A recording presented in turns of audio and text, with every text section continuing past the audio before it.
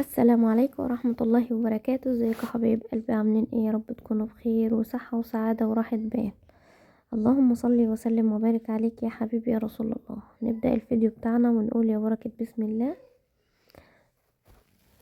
النهاردة بقى معانا كده يا حلوين هنعمل شوية رز صيادية كده جنب السمك المقلي زي ما انتم شايفين كده حبايب قلبي. البصلة بنحمرها، برش عليها شوية سكر عشان تاخد اللون الجميل اللي انتم شايفينه ده، وقلينا السمك كده وايه، واللهم بارك. ولا مع شوية السلطة بقى الحراقة وشوية بصل كده بالخل بقى والليمون. اوعى وشك الأكلة دي، الرز ده بالذات أنا بحبه جنب السمك، بس العيال مش بيقتنعوا بيه قد كده. بس ما علينا، مرة القلب مرة لهم ومرة لنا. احنا بقى البرميل ده كنت محدقة فيه فسيخ، فقفلته بقى. شايفين المنظر ده؟ منظر انا لا احسد عليه او احسد عليه عادي يعني. بصراحة اليوم ده كان كل يوم تعب كده وشقة، بس على مين بقى؟ هو احنا هنسيب دنيتنا كده؟ لا من عادتنا ولا من طبعنا. هنسمي الله كده بقى وندخل على اول حاجة كده على الحلل بقى وكوبايات واديله ادي. صلي بينا على النبي كده، اللهم صلي وسلم وبارك عليك يا حبيبي يا رسول الله. لو وصلت معايا لحد هنا فصلي على النبي في التعليقات، دي امانة في رقبتك او رقبتك ليوم القيامة. وزي ما انتم شايفين كده حبايب قلبي، نزلت بقى كده غسيل، الغسيل ما بتفضش، ميه سخنه بقى كده عشان ما نبردش. الجو ساقع بس يعني ما احناش هنستسلم برضو ونسيب الدنيا كده ونقعد. احنا بقى كنا اتغدينا بقى ودخلت اخدت شاور عشان ايه، احس ان انا عايزه اقدر اكمل اللي انا فيه.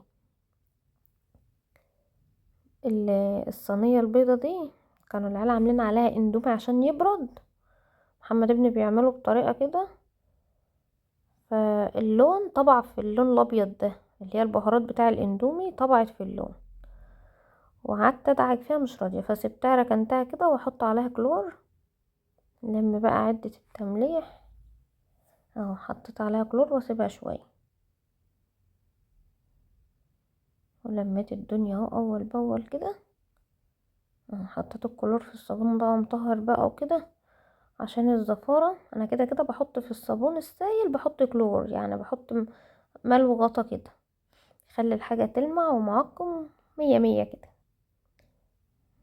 انا العيال كانوا جم من المدرسه وده اللانش بوكس بتاعهم، كل حاجه بقى تتغسل كده واحنا واقفين، مش هنسيب حاجه. هنطلع من المطبخ وهو فله شمعة منورة كده. هنا بياخدوا الحاجة ويرجعوا لي بيها زي ما هي، مش عارفة ليه. يا ترى اولادكم كده ولا ايه؟ ولا عيالي بس انا اللي كده؟ وبخافوا يرجعوا السندوتشات مني.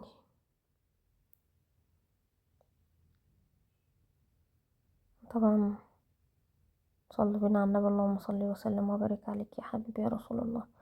انا بحب الم دنيتي كده اول باول، بس اليوم ده كان عندي شغل فيه كتير، فالدنيا وصلت لكده من كده يعني. كلنا بيجي علينا وقت بنبقى مضغوطين فيه، ووقت بنعمل كده زي ما انتم شايفين كده حبيب قلبي. خلص على الحوض، وبعد شايفين الحوض كان راق ومفيش بقى، هغسل البوتاجاز وخلاص. شوفوا بقى هيجيلي ايه دلوقتي.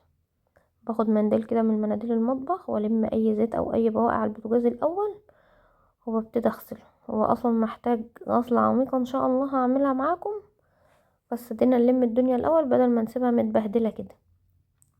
افرض حد جالنا يعني يقول علينا ايه، جايفين سمح الله، احنا ستات بيوت شاطرين. رشة ملمع كده بتاع الازاز اهو، الدنيا بقت فل شمعة منورة. والحوامل كمان مسحناها، ايوه كده. اهو كده بقى. المفرش كان لسه محطوط وكان بقى على اطباق الغدا دي فاضية، والغسالة كانت خلصت. دي حياتي، غسيل وتطبيق ونشير. اه والله. خرجت بقى كل حاجة. دي ملح بقى كان واقع اللي على السجادة ده، ملح ملح خشن يا جماعة، كان واقع مني. وشايفين هنا كمان دي البهارات بتاع الاندومي معلمة في السجادة خالص. هشيلها هنفضها اهو شايفينها.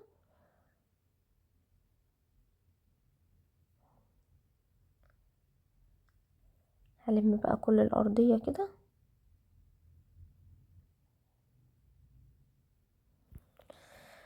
هنكنس بقى وندي المسحة الجميلة عشان ايه يبقى المطبخ بتاعنا فل شمعة منورة كده.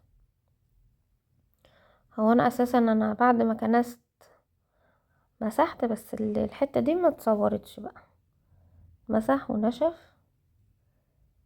هجيب بقى المقشة كمان عشان اكنس البهارات دي، وهكنسها ومش هتطلع برضو غير لما امسكها كده بالفرشة ادعكها.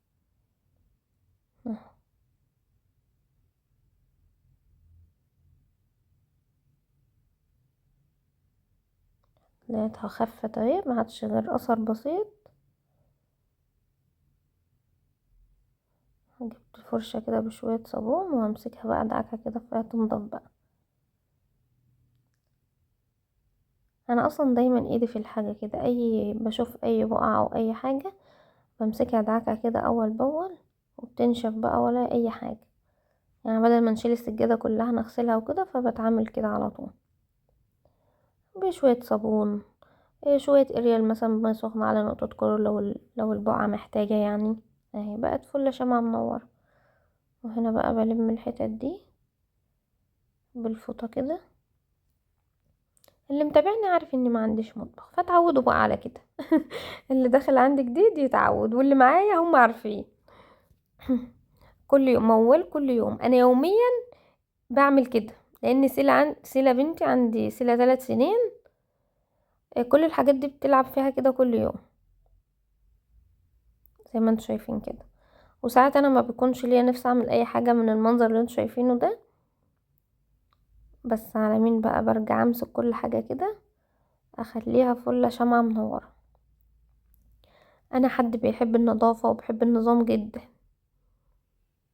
بس الله غالب، ربنا يا ربي يقدرنا ويرزقنا كده ان شاء الله ويبقى عندي مطبخ.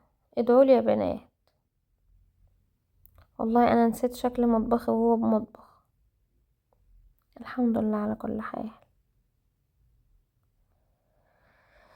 اهو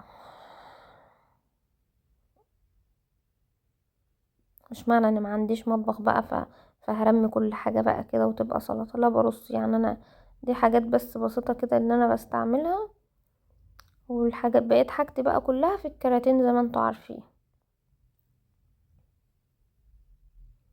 شطورة يا بسبوسة. انا بحط الطاسات دي بقى هنا في الفرن البوتاجاز كده، هي نضيفة بس بسيبها هناك كده.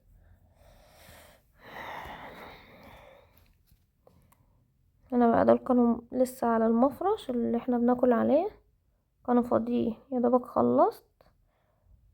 هنا طلعت ابص بصه كده في الصاله لقيتهم، قلتلهم تعالوا لي انتوا كنتوا فين. حاطه بقى كلور عشان الزفاره وكده، وهحطهم بقى يتصفوا. دي حله الرز، طبعا نسيتها عادي يعني. يعني جه في دماغي ان انا قفلت عليه مش محروقه يعني، بس عشان انتوا عارفين إن البصله مع لون الرز فتحس ان هي محروقه، بس هي مش محروقه والله. كانوا شويه رز عسل. تسلم ايدك يا بنت يا بسبوسه. وادي الحله.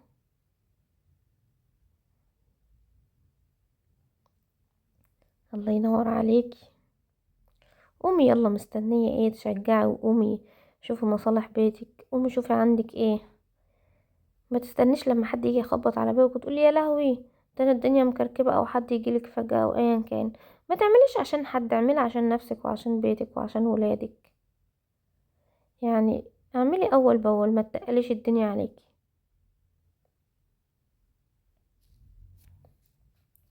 ولو وصلت لحد هنا حبيب قلبي حط لايك واشتراك وفعل الجرس عشان يوصلك زغروطه من قناتي. شايفين بقى هنا حط دول كمان يتصفوا.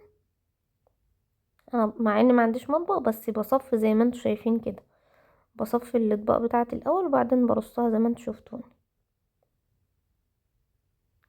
ونغسل بقى الحوض كده نلمعه. الحوض ده انا بغسله اكتر ما بغسل وشي، تحس ان هو مرض. اه والله.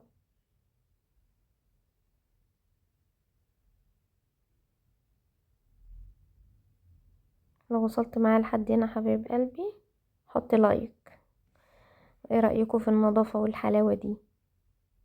الحوض بيلمع والمكان كله فل شمعة منورة.